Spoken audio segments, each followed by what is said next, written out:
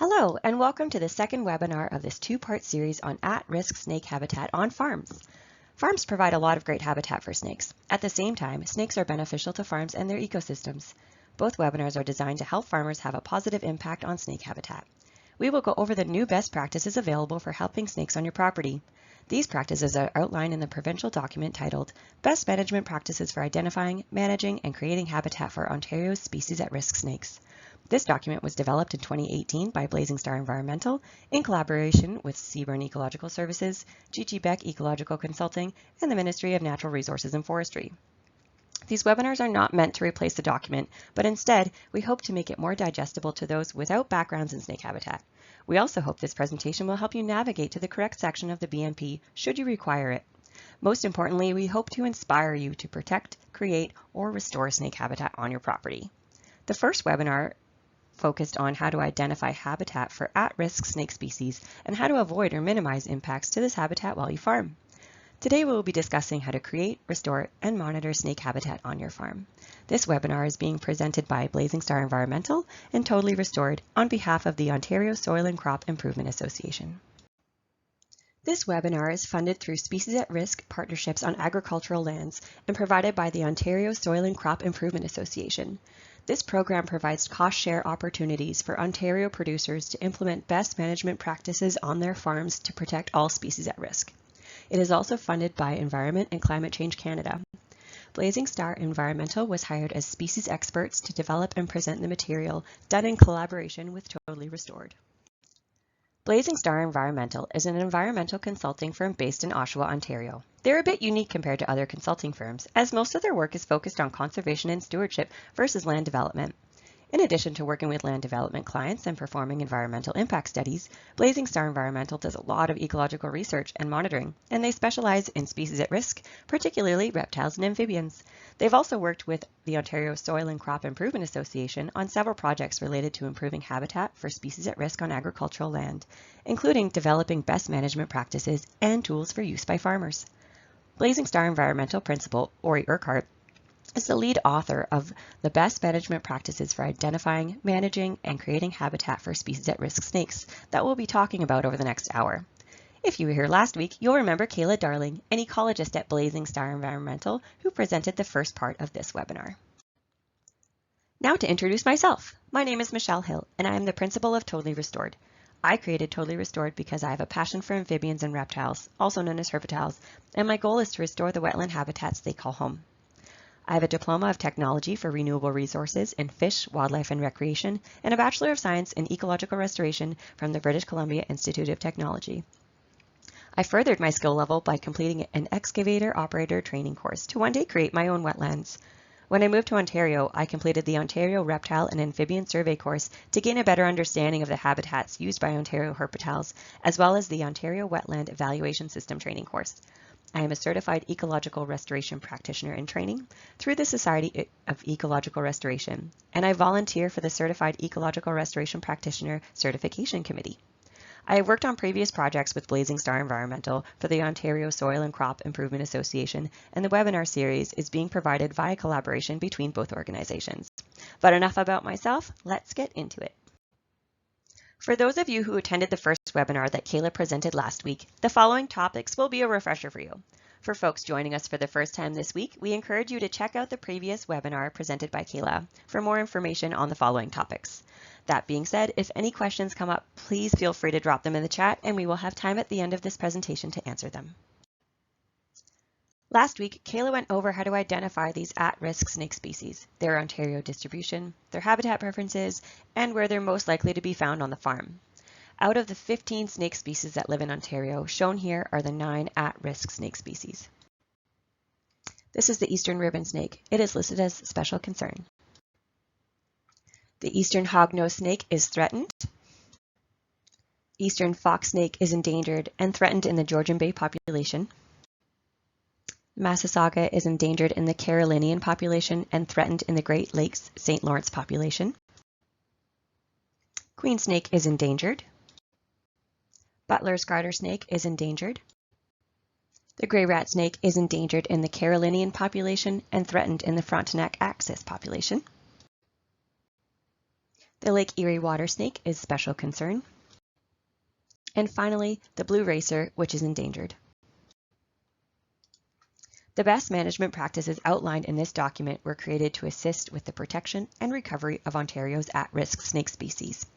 It will provide the necessary information for individuals undertaking activities within or adjacent to at-risk snake habitat to be compliant with the Endangered Species Act of 2007. While the document provides the best available information on habitat and legislation compliance, there is still a lack of information on the effectiveness of recommended approaches for the protection of the species. The approaches are to be applied in an experimental framework, which is essential to improving our understanding of snake habitat creation and management techniques. This best management practices document is intended to be updated to reflect new information as our understanding of the species and its habitat changes. We encourage individuals to submit any new information to esapermits@ontario.ca.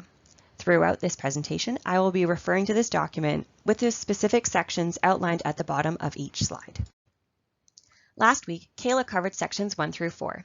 I will highlight the key points Kayla covered in the next few slides, and then we will proceed with section 5, how to create different habitat types, and finish off with section 6, the importance of monitoring, adaptive management, and how to measure success. One way that snakes are beneficial on your farm is through their diet. Snakes contribute to seed dispersal and control pest populations by preying on rodents, insects, and slugs. This reduces damages to crops and prevent diseases that rodents may carry, like ticks, from spreading. Snakes act as both a predator and prey in the food web, an important component in maintaining the balance of a healthy, functioning ecosystem. Snakes will use many features and structures on your farm for a variety of life stages, such as brush piles for basking, fallow fields for foraging, field edges for movement habitat, and wood piles for hibernation, etc. Snakes are often found in association with the following list. So to sum it up, farms can have an abundance of excellent habitat for snakes. Currently, Ontario snake species face a variety of threats, such as disease, persecution and collection, road effects, invasive species, but the most significant is habitat loss and fragmentation. This map shows areas of human or anthropogenic land use in Ontario. The yellow color represents agricultural land use, the red represents urban land use, and the green is natural habitat. You can see that there is very little natural habitat left in southwestern Ontario, and any remaining natural habitat is very small and heavily fragmented. These small remaining habitat patches are sometimes not large enough to support healthy wildlife populations. Therefore, it's crucial that we avoid destroying or damaging any further habitat. It is important to avoid snake habitat during sensitive timing windows for snakes when planning upcoming projects. This visual highlights active periods for snakes during their different life processes, including hibernation, nesting, gestation, basking, and foraging. When at-risk snake habitat cannot be avoided altogether, it is important to plan the project footprint so that there is as little overlap as possible with at-risk snake habitat. Some recommendations for achieving this are to keep the project footprint as small as possible. For example, build up rather than building out. Try to keep as much of the project footprint as possible outside of at-risk snake habitat. Maximize use of natural features and the ecosystem services that they provide. Prioritize preservation of sensitive habitats and their key features. Minimize habitat fragmentation. And lastly, maintain functionality in damaged habitats. I'll take a little more time explaining the bolded points on the following slides. It is important to preserve sensitive habitats and key habitat features that at-risk snakes depend on. It is recommended to avoid sensitive habitat features that are likely to support critical life processes, such as hibernation, gestation, nesting, birthing, thermoregulation, and movement, based on the identifying features that Kayla described last week. If you're unsure what these features may look like on your property, you can consult with a snake expert or take a more hands-on approach by attending our upcoming course. Habitat fragmentation is traditionally defined as habitat being divided into smaller habitat patches, which often results in increased edge effects. This can occur at a small scale within a snake's home range if barriers are present that prevent it from accessing important habitats. It is important to not only maintain critical habitat, but also ensure that any habitats adjacent to each other are freely accessible through movement corridors. Some recommendations for maintaining habitat connectivity are to consider the entire landscape. For instance, limit projects to the edge of habitats to minimize fragmentation versus encroaching into habitat. Maintain or create as much thermoregulation, foraging, and movement habitat as possible to avoid creating isolated patches of habitat. If activities are likely to fragment habitat, create movement corridors with a maximum width of about 25 meters where possible. It's especially important to ensure that hibernacula are not isolated. Maintain any natural drainage systems that facilitate at-risk snake movement, such as ditches and their associated riparian zones. If landscape is highly developed, maintain or create linear features that can facilitate movement, such as hedgerows. Avoid creating any habitat near roads, as this can result in road mortality. Avoid creating any barriers, such as solid fencing and retaining walls that would prevent snakes from moving through habitats. If these features are necessary, modify them to allow snake movement. For example, create passageways for snakes along the bottom of the structure or build a fence about 30 centimeters off the ground. And lastly, avoid creating small habitat patches that are less than 10 hectares in size, as snake abundance and diversity is greater in larger habitats. If at-risk snake habitat is damaged but not completely destroyed, it may be possible to preserve some of the habitat's functionality, depending on the magnitude and scope of the impacting activity. Even if the original function of the habitat is lost, it may be possible for the habitat to serve an alternative purpose. For example, areas that previously served as thermoregulation and foraging habitat for at-risk snakes may still provide movement habitat if managed properly. Pictured here is a farm field with edge habitat along the tree line and brush piles that provide important thermoregulation, movement, and foraging habitat for species like the blue racer and eastern fox snake. Well, I hope you all enjoyed my refresher crash course. Now it's time to move on to section 5. Although creation, restoration, and maintenance is occurring, there is not much information on effectiveness or long-term implications for local at-risk snake populations. This lack of knowledge makes it difficult to replace habitats, so it's best to prioritize maintaining naturally occurring habitat. For example, the best courses of action according to the best management practices are firstly, to avoid disturbing sensitive habitat. Secondly, to minimize harm to habitat, and finally, to compensate for damaged or lost habitat. Depending on your reasons for creating or restoring habitat, it will be helpful to ask yourself the following questions. For instance, to enhance snake habitat on your farm, ask, what at-risk snakes are present or known to be in the area, and do they have specific habitat requirements? If you're creating habitat for compensation or offsetting purposes, usually the main goal is to replace what was lost, not necessarily create new habitat that's lacking on the landscape. However, it is still a good idea to create habitat that is better and attractive to a variety of species compared to what was lost or damaged. And finally, what is feasible on your property? When thinking about which habitat might be lacking, consider both in general on your farm as well as for particular species. It is ideal that an initial survey be conducted by experts for all habitat types on the property to assess which ones may or may not be present. Habitat types to survey for include hibernation locations, basking rocks, edge habitat, such as spaces that provide cover or an edge, and microhabitat, such as a place with a bit more complexity. It is also important to know what is possible to do on your property with the resources available to you. The water table is an important part of hibernation habitat feasibility. I will discuss the life zone in the coming slides. This requires the water table to be close to the surface on parts of the property. If the entire property is cash crops or forest, then there is likely not much space for hibernation habitat. The good news is that you may already have materials on your property that can be used for snake habitat that may otherwise cost money to dispose of. For example, extra concrete materials in the barn can be placed on the edge of your farm in a sunlit area near vegetation to create basking, thermoregulation, and gestation sites. So creating snake habitat can be simple. It is worth noting that some materials may be toxic to snakes or the critters that snakes eat, so be sure to check the materials before creating any habitat. For example, it's best to avoid pressure-treated woods or anything else with potential chemicals. That being said, most rock and wood substrates are fine to use. Snakes spend the winter in underground retreats known as hibernacula, singular is hibernaculum, that allow them to get below the frost line and avoid freezing. Snakes generally require access to the water table to avoid drying out during hibernation. A variety of habitat features can provide suitable hibernation habitat for snakes, including fissures and crevices in rocks, animal burrows, underground spaces associated with large tree roots and stumps, foundations such as barn foundations or culvert embankments, old cobble line walls, and cisterns. Hibernation begins in September, October, or early November and extends until April or early May, depending on the species, seasonal weather variation, and latitude. You may recall this figure from Tuesday's webinar. This diagram depicts the hypothetical life zone model. This critical space is where snakes hibernate, above the water table, so they don't drown, and below the frost line, so they don't freeze. Many factors affect the size of a life zone, including topography, soil type, drainage, vegetation cover, and other environmental elements. The size of the life zone will change throughout the winter depending on rain and snowmelt events. To sum it up, not all underground cavities are suitable for overwintering. These important microhabitat characteristics must be present in a hibernaculum in order for snakes to survive the winter.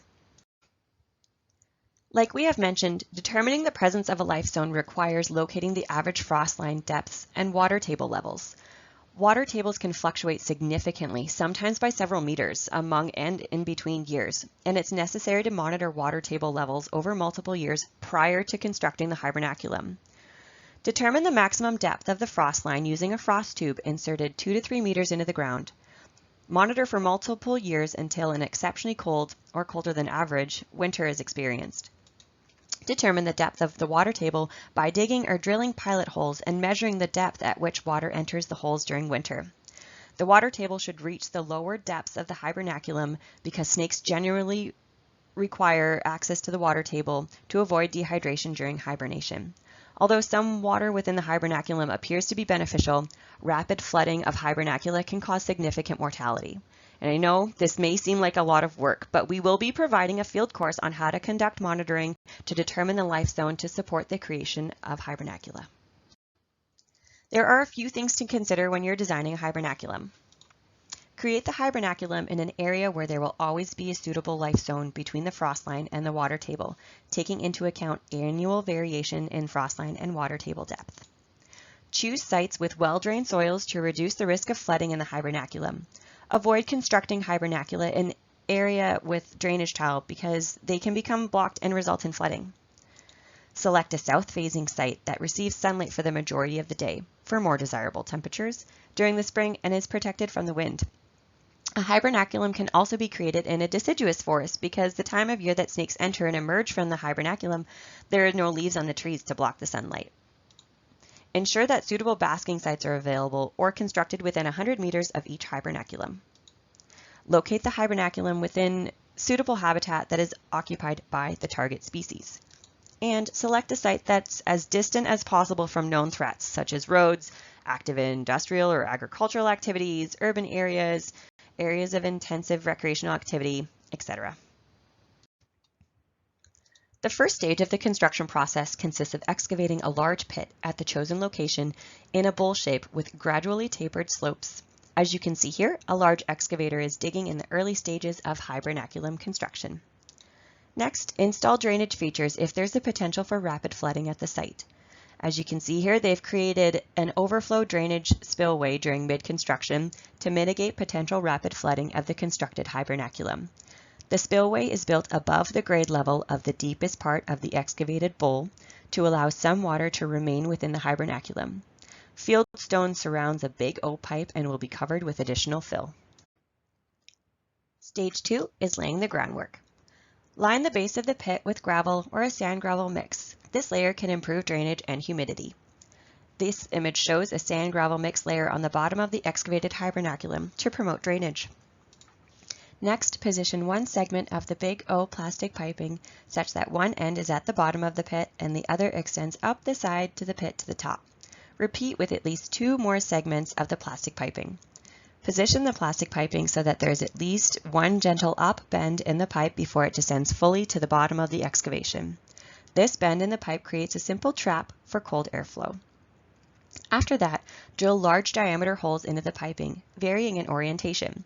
These openings facilitate snake movements within the hibernaculum and promote the mixing of air, which moderates temperature gradients.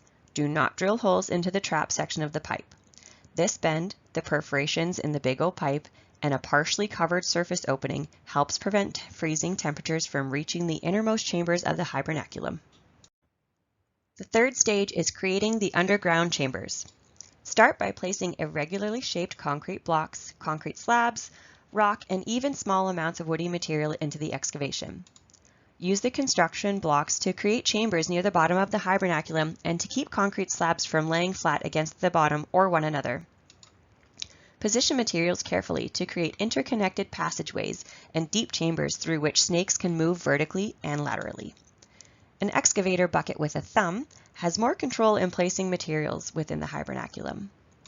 Some woody material, like roots and stumps, should be included in the hibernaculum construction, but their quantities should be limited to guard against excessive settling and decay over time. Logs can be placed towards the surface of the hibernaculum during construction, but should not be placed too deep as they could cause collapse of the structure as they decompose. The final stage is completing the surface of the hibernaculum. Place landscape fabric across parts of the top of the constructed hibernaculum and cover with rocks, logs, and topsoil to form a mound to provide additional insulation. When covering the hibernaculum, create a low mound so that settling does not result in a depression over time, although the completed hibernaculum need not protrude much above the natural grade. Something to note, mounding above grade is not a suitable alternative to digging deep enough to establish an appropriate life zone. Pile fieldstone, brush, and stumps near the surface. This provides hiding and basking sites for snakes and potential access points into the hibernaculum through interconnected underground passageways. As construction nears completion, ensure that a sufficient number of passageways reach to the surface to allow snakes entry and exit, but not so many that cold air descends easily to the innermost chambers. Cover the entrance to the pipes at the surface with brush and fieldstone. The interconnected spaces between the rocks and other material provide covered entry-exit points for snakes from predators and insulation. Finish with surface gratings away from the openings. This ensures that surface drainage will not lead to potential flooding of the hibernaculum. After that, give yourself a pat on the back because you have made yourself a hibernaculum. Active season microhabitat has a few general guidelines to follow. If there is a field with sparse vegetation and no rocks or logs, snakes will likely benefit from more structure, especially near the sun-exposed edges of the field. Place structures in areas with suitable habitat and that are known to be occupied by the target species. This includes open and sun-exposed spaces for at least the majority of the day. It could be in spaces sloping towards the sun or on flat, even ground. Creating active season habitat near an edge or structure, even tall grasses, allows snakes to get to the created habitat without being seen by a predator, like a hawk, for example. It can be near pooling or standing water, but not in it, and always away from potential hazards, for example, roads, laneways, predator corridors, flooding, etc. Blue racers, eastern fox snake, and gray rat snakes are examples of oviparous, also known as egg-laying, snakes that require nesting habitat. They prefer open habitat that receive full sun for most of the day. High nest temperatures result in shorter incubation periods for snake eggs, which means a higher chance of hatchlings surviving because of more forage time before hibernation. That being said, extremely high nest temperatures do result in egg mortality. Piles of vegetation and mammal burrows, anthropogenic features such as compost or brush piles, as you can see here, are examples of excellent nesting habitat. As listed in my last slide, the eastern fox snake, gray rat snake, and blue racer are the target species for nest boxes and cages. There is limited data on use and effectiveness of nest boxes and cages. Created nesting habitat is a possible sink habitat, meaning that it can possibly cause more harm than good. There is some documented success with eastern fox snakes and gray rat snakes, but additional research is required to assess the use and success. Now I will go over the steps to construct a nest box. Begin with laying out a cubic wooden frame with mesh fencing to keep out egg predators. Next, assemble the wood frame and brace corners and attach wire fencing, ensuring no gaps large enough for a predator to get through, for example, a raccoon. After that, assemble 2 more squares for the removable front and top. And finally, anchor the nest box to the ground using T-bars or stakes so it is not prone to being tipped over. In the photo, you will see a fully assembled nest box. The box is more than 75% full of nesting material and located in a sunny location in appropriate snake habitat. Next is creating a nest cage. Begin by shaping the long piece of fencing into a cylinder with the ends overlapping by at least 2 lengths. Fasten the length of the 2 ends of the cage fencing together with zip ties. At the desired location, pound the T-bar fence posts into the ground and place the cage over the posts and fill it with nesting material. Place fencing on the top of the cage and fasten with zip ties, ensuring there are no gaps for predators.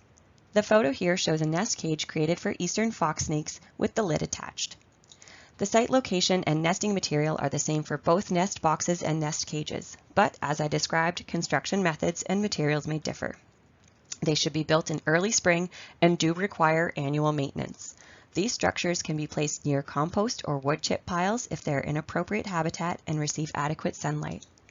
For nesting material, use equal parts mulch or peat moss, straw, and dry leaves. Include snake sheds and eggshells from previous years to help attract snakes. I just want to note here that nesting habitat for the eastern hognose snake is largely experimental and should be part of a hypothesis-driven experimental research study. In contrast to oviparous snakes, some are ovoviviparous, which means the gestation period involves the embryo growing and developing in the snake's womb. Ovoviviparous snakes include Butler's garter snake, eastern ribbard snake, Massasauga, and queen snake, which you can see on my next slide. With these snakes, the eggs hatch within females and they give birth to live young. Gestation typically occurs in habitats that lack canopy cover and receive high sun exposure. This allows them to maintain consistently high body temperatures to promote the development of live young. Pregnant females move to gestation sites shortly after emerging from hibernation, remaining at these sites until giving birth in late summer. Females prefer microhabitats that allow for thermoregulation and shelter from predation such as mammal burrows, brush piles, low-lying vegetation, anthropogenic features such as boards and scrap metal. Like hibernation and nesting habitats, gestation and live birthing sites have very specific microhabitat characteristics and may be limited on the landscape. Individuals demonstrate high fidelity to these sites, which are often used communally by multiple individuals. Characteristics of gestation sites vary among species, depending on species-specific habitat preferences. With the exception of the Massasauga, there has been little research into the creation of gestation sites for at-risk snakes in Ontario. Since gestation sites are essentially basking sites that are used for a specialized function, the creation of high-quality basking sites will typically provide suitable gestation habitat for most species. These spaces include areas that receive sunlight for more than half of the day to allow snakes to maintain consistently high body temperatures to promote the development of the young. These sites should also be near areas that provide shelter from extreme temperatures and predators. I will provide guidance for creating basking sites in the coming slides. Most at-risk snakes in Ontario give birth at or near gestation sites. The same habitat features are used by gestating females and newborn snakes. To create birthing habitat for all Ontario's at-risk snakes except for Butler's garter snakes and queen snakes, follow the guidance for creating basking sites coming up. I'm going to refer you to Section 5.3 for additional methodology for queen snake and Section 5.4 for Butler's garter snake, as they're a little more specialized. Snakes are ectothermic, and their body temperature fluctuates with the ambient environment. As such, snakes are able to alter their behavior and habitat use to regulate body temperature, also known as behavioral thermoregulation. So it makes sense that snakes increase their body temperature by basking in sunny areas. Typically, they're near retreat sites, which are microhabitat features that provide shelter from extreme temperatures and protection from predation. These are spaces where they can sun themselves to heat up, and if a predator were to come by, they can retreat into the forest hedge or hedgerow for cover. Rocks picked from the field to minimize damage to farm equipment and placed along the edge of the field is a great way to create this habitat.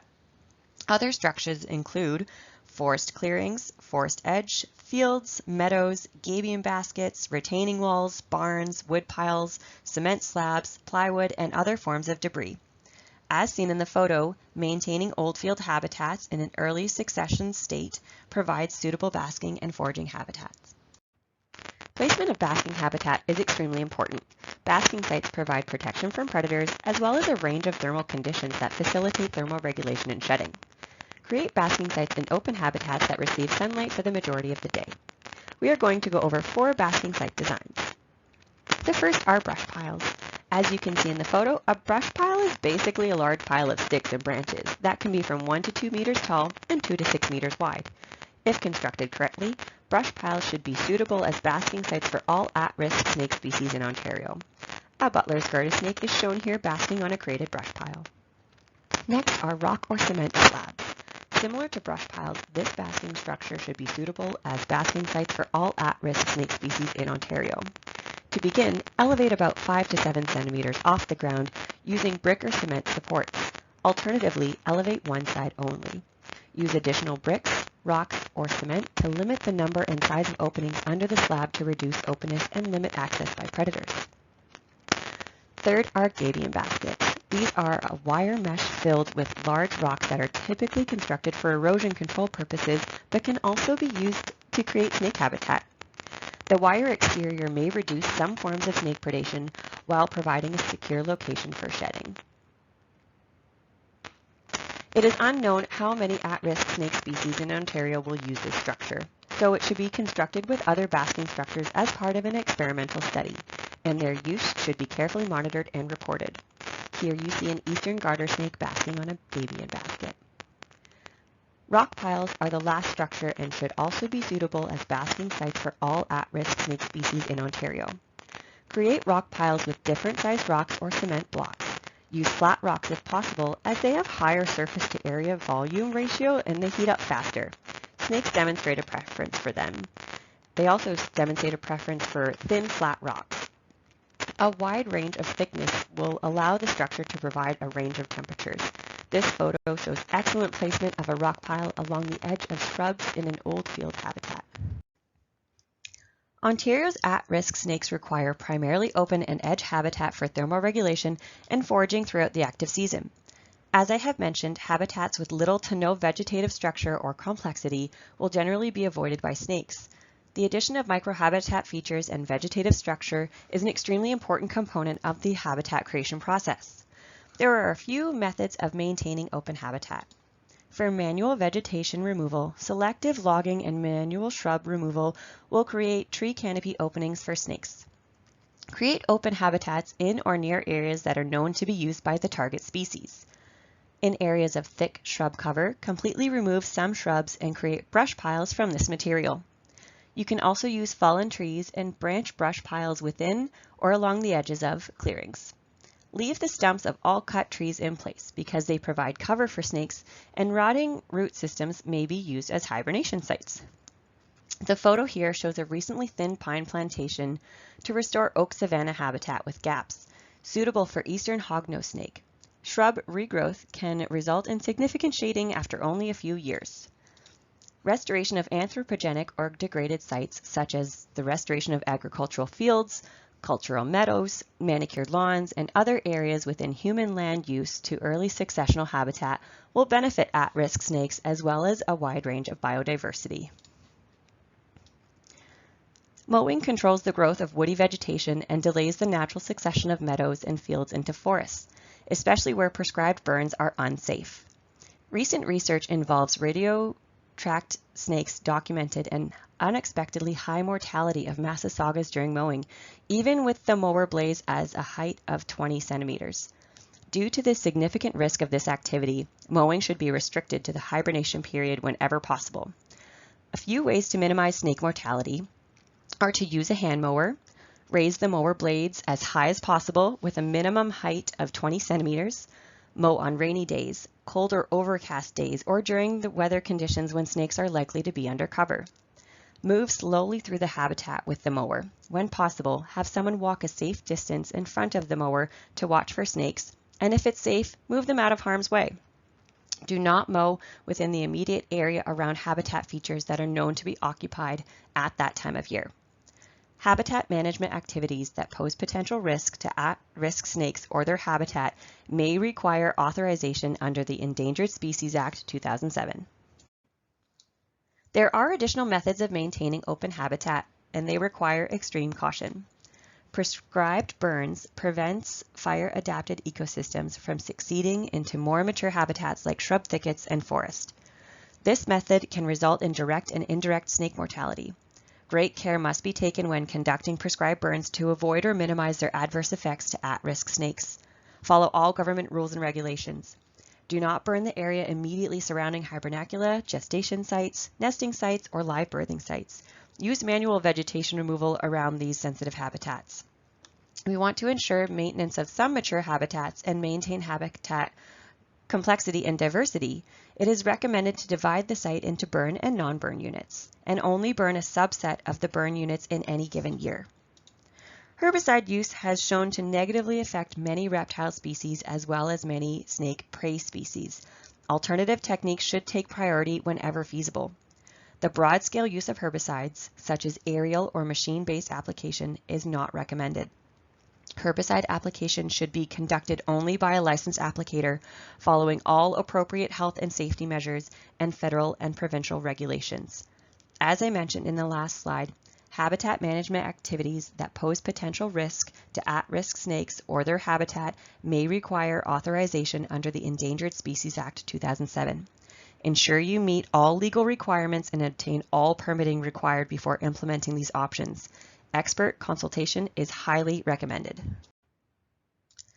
Snakes can have home ranges that are a few kilometers in length, depending on the species. Seasonal movements occur during spring and fall migration between hibernacula and summer habitat. Males travel long distances during the breeding period and move among key habitat features such as reproduction sites, basking sites, and shedding sites. Snakes also move through various thermoregulation and foraging habitats over the course of a season. Movement corridors include hedgerows, drains, ditches, and other vegetated linear features. It doesn't have to be complex. Snakes will avoid moving through large areas that do not provide sufficient cover. As I have highlighted in this photo, an easy way to create movement habitat is by making existing hedgerows wider, putting a hedgerow through the middle of a field or along the edge of your field. Enhance this habitat by adding logs or rocks of all sizes along the edge of your hedgerows for snakes to bask and have cover from predators. Allowing grasses to grow long will also provide cover for snakes. Buffers can be created around drainage ditches that native vegetation can be planted to grow, as well as placing rocks and logs in the buffer areas. All of these options add to habitat complexity and will conceal snakes as they move through an area. Section 6 covers what to do after you have created your snake habitat. There is very little information on the effectiveness of habitat creation techniques in terms of use and long-term effects on local populations. Effectiveness monitoring can help to identify and find solutions for problems that may exist with ongoing management activities. Additional information is desperately needed so we can be sure people's time, money, and materials are put to good use, and so our designs can have the maximum benefits to the snakes. Measuring success is very important because we want to make sure all our effort is making a difference for the at-risk snakes. To assess if your habitat management activities have been effective, it's necessary to determine whether the habitat is successfully being used for the intended life purposes, and in some cases, how the habitat affects the fitness and/or survival of the individuals using it. Simply using the habitat does not determine if the habitat is functioning as intended. We want to make sure that the structures that have been created don't turn into a long-term mortality sink. Let's use a hibernaculum as an example. Observations of snakes entering and using an artificially created hibernaculum are not sufficient to assess the effectiveness of the habitat creation efforts because the snakes that use the feature may not survive the winter. Isolated observations of snakes exiting an artificially created hibernaculum are also inefficient to assess effectiveness because the overall survival rate of the snakes using the structure would remain unknown. It is important to assess the survival of snakes that use a hibernacula over several years and compare those survival rates to typical survival rates for the local population. If the survival rate of the snakes using created hibernacula is consistent with typical survival rates of species, then the habitat efforts can be considered successful. If their survival rates are low, then the habitat should be modified in an attempt to increase survival or removed if likely to negatively affect the population. This is a bit of a complex process, we know, and we recommend that you consult an expert when assessing survival rates. An indication of success of hibernacula is if the survival rate of snakes that use the artificially created hibernaculum is similar to or higher than survival rates at other naturally occurring hibernacula. When possible, annual survival, not just overwinter survival, should be assessed, as the quality of hibernacula may also affect survival post-emergence. Snakes may survive hibernation but experience higher mortality during the early active season due to stress or problems encountered during hibernation. As I just mentioned, this can be a complex process and we recommend that you consult an expert. Nesting site success indicators are the use of the artificial nesting site by the target species and successful hatching of at least some of the eggs. A success indicator for gestation sites is if there is evidence of gravid, pregnant females using the site for gestation. Further discussion on how to determine if a site is being used for gestation can be found in section 3.3.2. Success indicators of birthing sites are evidence that neonates, also known as snake babies, have been born at the created birthing site. 2 or more neonates at the site are needed to indicate that they were likely born in the immediate area. The observation of only a single neonate does not provide conclusive evidence of use of the site for birthing, as the observed individual may have moved to the area from nearby. The success indicator of communal basking and shedding sites is the use of the structure for the intended life process by 2 or more of the target species within the same active season. An indicator of success for thermoregulation and foraging habitat is the increased use of the area by the target species after management actions have been completed. Increased use may be indicated by an increase in the number of individuals using the habitat, or by the same number of individuals spending more time in the habitat than they did prior to the management actions. As an ecologist, I cannot stress enough the importance of monitoring. If you're interested in creating a study to monitor the use of your created habitat, see sections 6.4 through 6.8 on pages 70 to 74. Adaptive management is a process that involves monitoring the outcome of the projects and using that information to improve existing projects as they progress and inform more effective future projects. Ecosystems and biological organisms such as snakes are complex and difficult to manage. Every project site is a unique situation with a complex combination of biotic and abiotic variables that can affect the success of habitat management activities.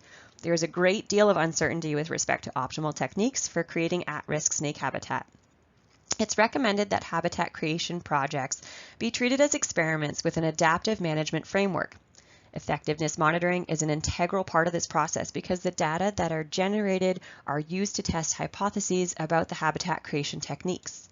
There are no excuses for skipping an adaptive management process, even if the project is behind schedule. Habitat management activities should always be based on the best available information, including a thorough assessment of snake habitat use and spatial ecology at the site in question. As you can see from this image, adaptive management is a cyclical process. For example, say you build snake habitat on your farm and during monitoring you don't see any evidence of snakes using your habitat. You can evaluate the habitat you created. Perhaps you increase the size and complexity of the habitat, add similar structures nearby, review literature, or consult with an expert. Then repeat the process of monitoring for snakes, etc., until you can determine that snakes are using your habitat. What we are recommending might seem like a big undertaking, but the good news is that there are experts out there and funding to help you accomplish this. If you are interested in creating snake habitat on your farm, funding may be available. Visit www.ontariosoilcrop.org for details. You will see that the SARFIT program offers support for habitat structures and enhancements and other practices that may offer snake habitat. And the SARPAL program offers support for a range of practices that may offer snake habitat. I also encourage you to join the Ontario Soil and Crop Improvement Association program email list. That's that longer link at the top of the slide, but don't worry, we're going to put these links in the chat for you. Additionally, you could reach out to your local conservation authority, as there may be more localized programs in your area. Well, we did it! Now let's review some key points from what we have learned during this two-part webinar series. There is a really useful best management practices document for how to identify, avoid harming, create, and restore snake habitat. If you would like a copy, email info@blazingstar.ca to request one. These practices are especially important because most of our snakes are at risk of disappearing from the landscape. In addition, they provide many benefits to farms. If you want to improve or create snake habitat on your farm, there are funding opportunities. I also want to remind you of our exciting news.